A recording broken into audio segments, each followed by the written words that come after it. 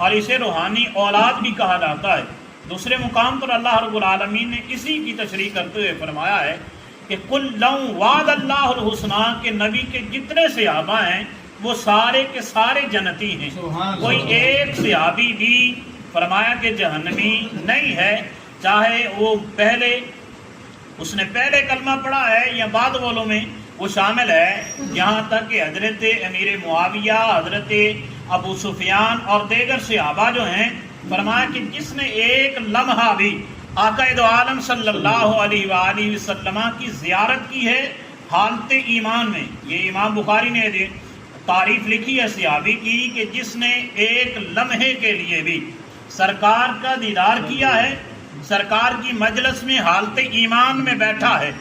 اب اس نے اتنا وقت گزار لیا ہے، سرکار کا دیدار بھی کیا ہے، ظاہری طور پر مجلس میں بھی بیٹھا ہے، ایمان بھی لایا ہے، تو فرمایا اب اسے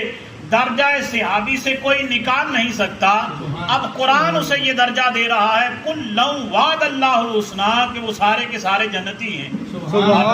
دوسرے مقام پر خود ہی اس کی تشریح کر رہا ہے، قرآن تفسیر قرآن بالقرآن کرتا ہے، فرمایا السابقون الاولون من المہاجرین والانصار، وہ پہلے جنہوں نے پہلے اسلام قبول کیا، مہاجرین اور انصار سب کے سب کیا ہیں؟ فرمایا کہ اللہ رب العالمین نے انہیں یہ انعام دیا ہے کہ وہ سارے کے سارے جنتی ہیں۔ سبحان اللہ۔ اب اللہ رب العالمین خود یہ کلام فرما رہا ہے، اور صحابہ کرام رضوان اللہ تعالی علیہم اجمعین کی شان کیا ہے، آقا دو عالم صلی اللہ علیہ وآلہ وسلم کا اپنا فرمان ہے جس کو امام ترمذی جملہ محدثین نے نقل فرمایا ہے۔ سرکار فرماتے اللہ اللہ فی اصحابی،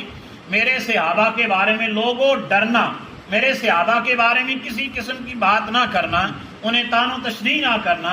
میرے جتنے صحابہ ہیں وہ مجھ سے پیار کرنے والے ہیں۔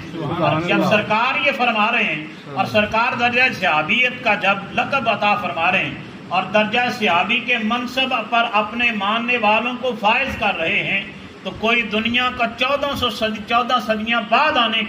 آنے والا شخص یہ نہیں کہہ سکتا کہ سرکار کا فلاں صحابی جو ہے وہ مومن نہیں ہے، یا فلاں صحابی جو ہے اس کے ایمان میں کمی ہے، یا اس نے فلاں کام کیا ہے، تو یہ اس کا اپنا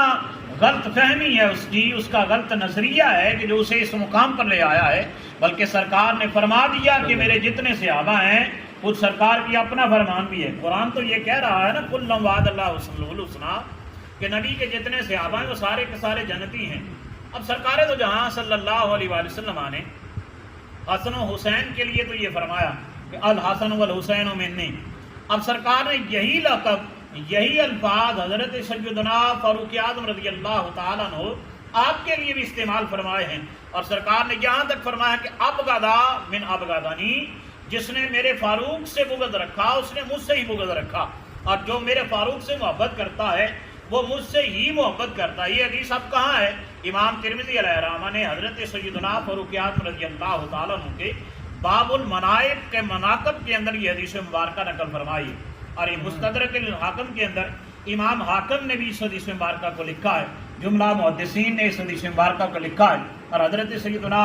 فاروق اعظم رضی اللہ تعالیٰ عنہ آپ کی شان کیا ہے کہ سرکار دو جہاں صلی اللہ علیہ وآلہ وسلم نے اپنی حیات طیبہ میں ہی یہ اعلان فرما دیا کہ ابو بکر فی الجنہ، عمر فی الجنہ، عثمان فی الجنہ، علی فی الجنہ۔ سرکار جس کو جنت کے ٹکٹ دے رہے ہیں، آج دنیا کا کوئی انسان کیسے انہیں جنت سے نکال سکتا ہے؟ جب سرکار اپنی حیات طیبہ میں یہ اعلان فرما گئے ہیں کہ میرا فلاں صحابی بھی جنتی ہے، فلاں صحابی بھی جنتی ہے،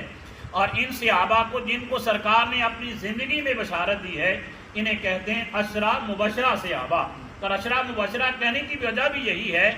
کہ سرکار نے انہیں اپنی حیات طیبہ میں یہ بشارت دی ہے کہ یہ جنتی ہیں۔ سبحان اللہ۔ اور سرکار نے جب یہ بشارت دے دی ہے تو اب حضرت سیدنا فاروق اعظم رضی اللہ تعالیٰ عنہ وہ ہیں کہ جو مراد مصطفیٰ ہیں، اور حضرت سیدنا فاروق اعظم رضی اللہ تعالیٰ عنہ کو سرکار نے مانگ کے لیا ہے، اور آپ مرید مصطفیٰ